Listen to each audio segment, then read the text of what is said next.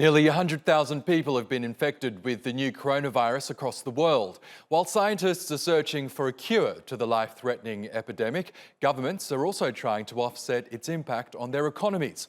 The International Monetary Fund has announced a $50 billion aid package to help countries hit by the worsening outbreak.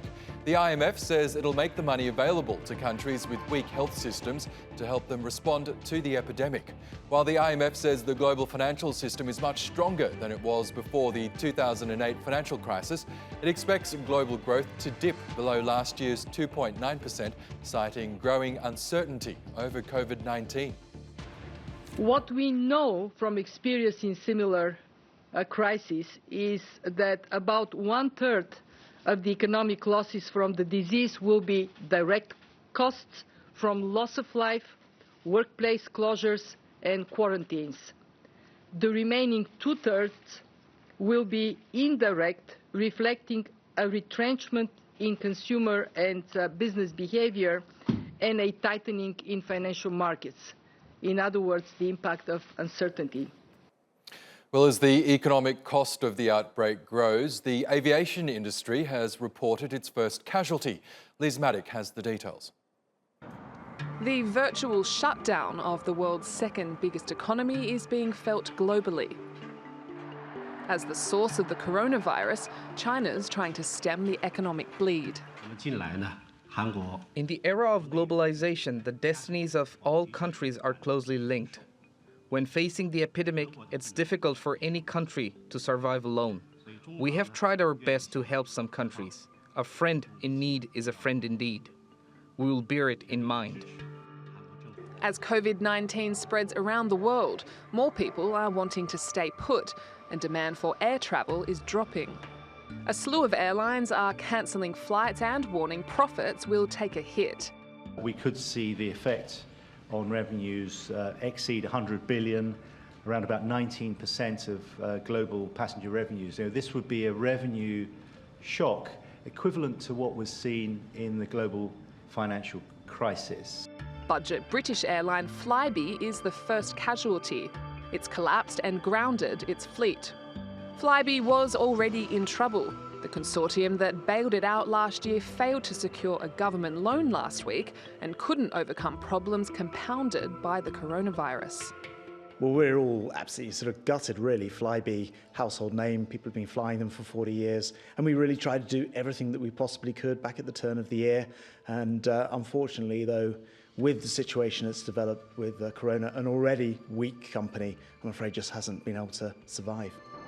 United Airlines is the first US outfit to cut flights, cancelling 10% of domestic legs and 20% of its international service in the coming months. To control losses, it's outlined a series of cost-cutting measures, including a hiring freeze and voluntary unpaid leave for employees. Governments around the world are stepping up screening and travel bans. Australia has added South Korea to its edict, banning travellers from China and Iran, and is walking the same line as other governments, trying to act decisively while avoiding full-scale panic and further economic pain. Maddock, TRT World. Well, for more on the coronavirus's impact on the aviation sector, Fabrizio Poli joins us from Manchester in the UK now. He's an aviation analyst and aviation entrepreneur. Welcome back to Money Talks, Fabrizio. $113 billion in lost revenues because of the coronavirus outbreak. That's according to the IATA. Are you surprised by just how big that figure is? No, I'm not surprised. I mean, of course, with China playing a more important role, an active role in the economy today compared to back in 2004, 2005, when I think it was the SARS virus was out there. Obviously, the economic effect on the aviation market in particular is a lot more pronounced compared to back then, because China is more involved, more businesses more people are doing business in China, and China is doing business in more countries. So it's obvious that this is going to have an impact. It's not only on the airlines, but also on manufacturing of aircraft. I mean, Airbus manufacture a lot of their parts for the Airbus A320 and 330 in China. Those 20 factories have been shut down, so there will be delays on delivery of aircraft as well. So it's not only the airline operating flying around with less passengers that's going to have a problem. It's also later on, once the virus is out the way, the delivery of new aircraft, in particular with Airbus, is going to be late. We already see with Boeing, with the 737 MAX, some of those parts were made in China, but because the 737 MAX project is on hold at the moment because of the accidents that happened last year, they're not as affected as Airbus are going to be affected with the deliveries, and hence the airlines that ordered these aircraft. Now, we're seeing a growing number of airlines announce they're no longer flying to places that have been hardest hit by the coronavirus, such as China, Iran, and even Italy. Do you think airlines are overreacting here, or are they reacting in an appropriate way by announcing these cancellations? Well, I mean, it's difficult to tell, really, because, I mean, this is a virus like a flu, and it does kill like the flu kills every year. But, you know, it's killing those people that have weak immune systems. And it's the same with the airlines. We saw Flybe go bust just a few hours ago, and they were already a weak airline. So obviously when there's sort of a sneeze, so to speak, in the market like this, because of the coronavirus, those weak airlines go bust, because they don't have the revenue to sustain, keep going. And it's the same with the virus. So I think there's a bit of an overreaction here with not traveling. But again, we still don't know enough about this virus. So to be on the safe side, maybe it's best not to travel with people that you don't know. There has been a spike in requests for private jet travel, about 90%. But those requests haven't turned into much market growth. There's been, I think, this month, there's like 5% more flights on private jets than last year. Now, how much of that 5% is actually due to the coronavirus, I don't know. But if you are a private jet owner and you have your own jet, and you need to go to one of these places to do a deal, you can, because you have great control over it. With airlines, you may be able to get there, but then you may be able to get back.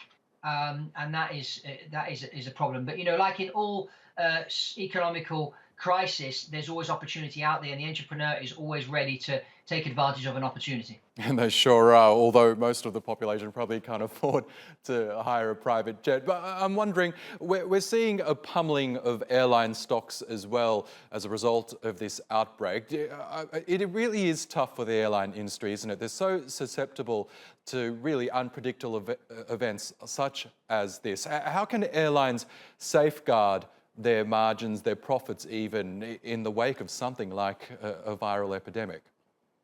Well, for example, if you take the low-cost airline model, and a lot of people misunderstand the meaning of low-cost airline. They think it means cheap airfares. It doesn't. It means managing your company in a certain way. And I'll give you an example that happened to me. I worked as a pilot for a low-cost airline a number of years ago, and what they used to do when the pilots got to the crew room, there was no flight dispatcher to give them all the documentation for the flight. The pilots had to get to the airport 10 minutes early, print everything off themselves, brief themselves, and then off they went.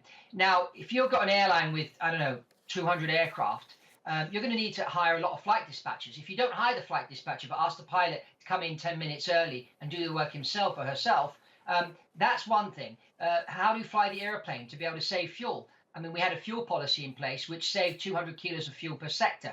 So if you manage your airline in using the low-cost system, it allows you to then have a strong balance sheet to be able to cater then for these difficult moments like this. Because unfortunately, the airline business is very, very volatile in the sense that as soon as there's a sneeze in the economy, the first thing that suffers is the airline. Because what happens is companies sort of start thinking, well, shall I go on that business trip or not? Or shall I just do a Skype video call and get the meeting out the way that way without traveling, so I don't have that expense? People start thinking, well, I'm not going to have that extra holiday this year, so they don't spend money. And so the airlines end up flying around with a load factor which is, you know, below profit.